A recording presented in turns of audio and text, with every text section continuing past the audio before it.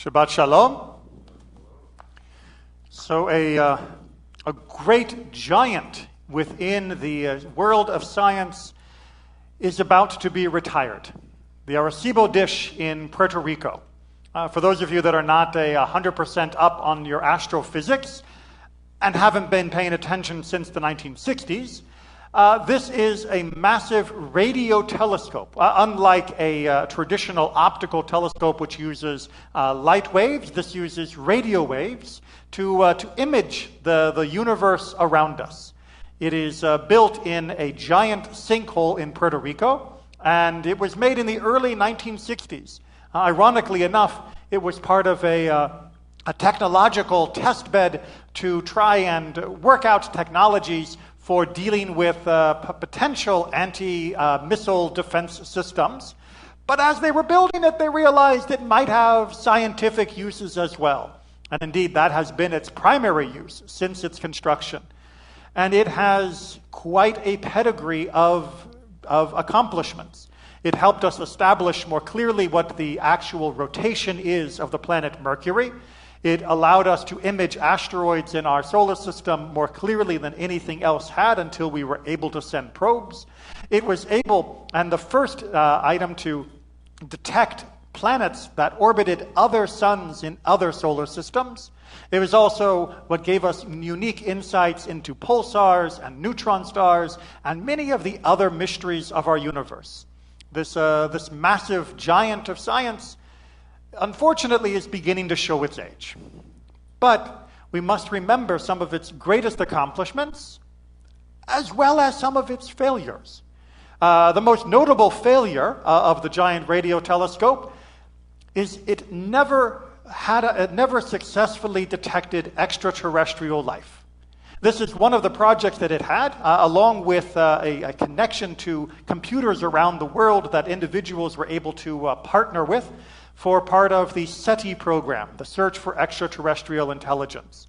You could actually dedicate runtime on your home computer to helping to go through different data logs to see if there were any patterns that may have been signs of extraterrestrial intelligence. Sadly, to this date, we still have not found such information. And we would know what it might look like, because we actually sent out our own message. Through the same radio telescope, there was an effort to beam out as well as to receive.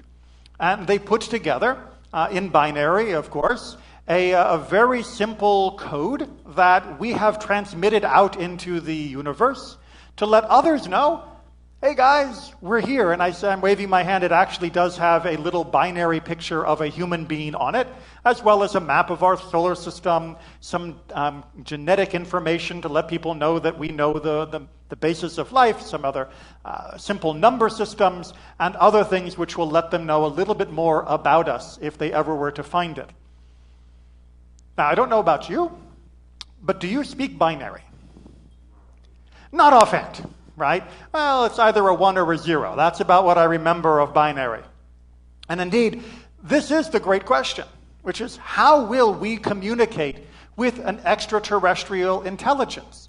We assume binary because it is the simplest for us to transmit and the most basic of communication tools made up of only zeros and ones.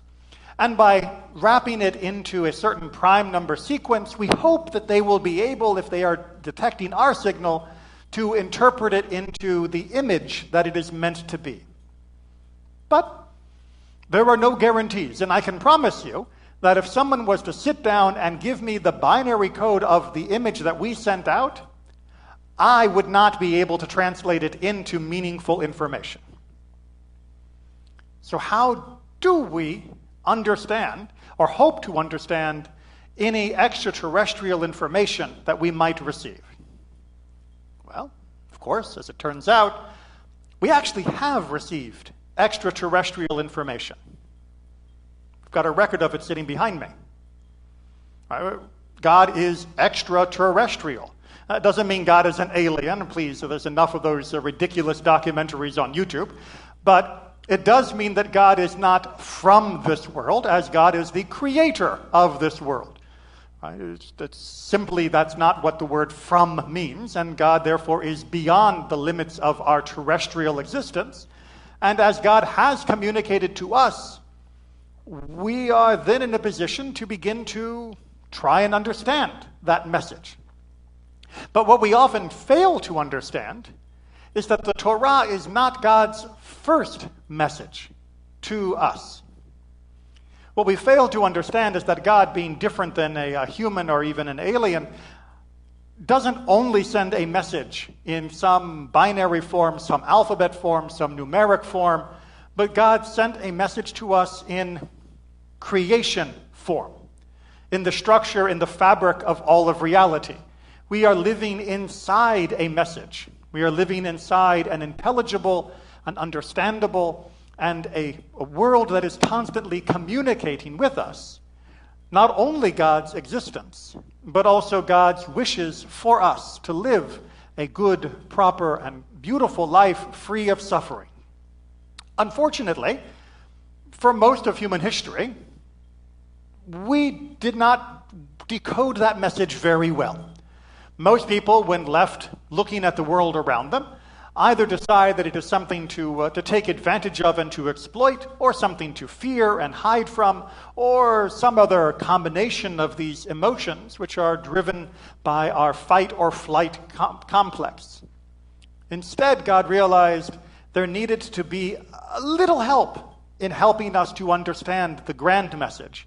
And so God gave us the smaller message. That is to say, the Torah, something that could be encapsulated in a language that might help us translate the larger message into something that would allow us to see God more clearly, to decode God's universe in a way that would allow us to draw closer to God's true reality, which exists, of course, extraterrestrially, beyond the confines of our physical universe.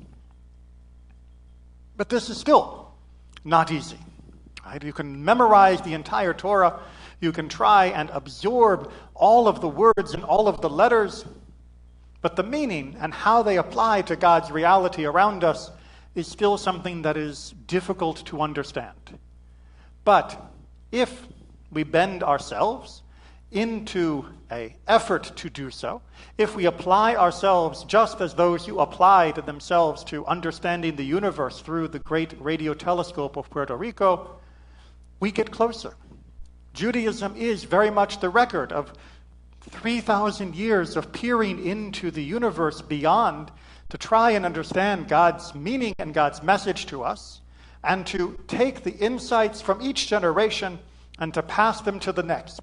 Not merely to preserve what we understood, but to continue to expand on that understanding, to deepen it, and to make it easier for the next generation to absorb what has been decoded and to further understand what is coming next.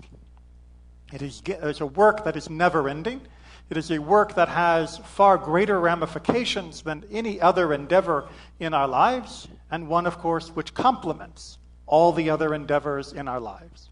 So, the great radio telescope may be coming to its end of life and service, but thankfully it will still give us inspiration to continue to decode and understand and apply the messages that are all around us and which are easier to perceive, but no less difficult to understand. Shabbat Shalom.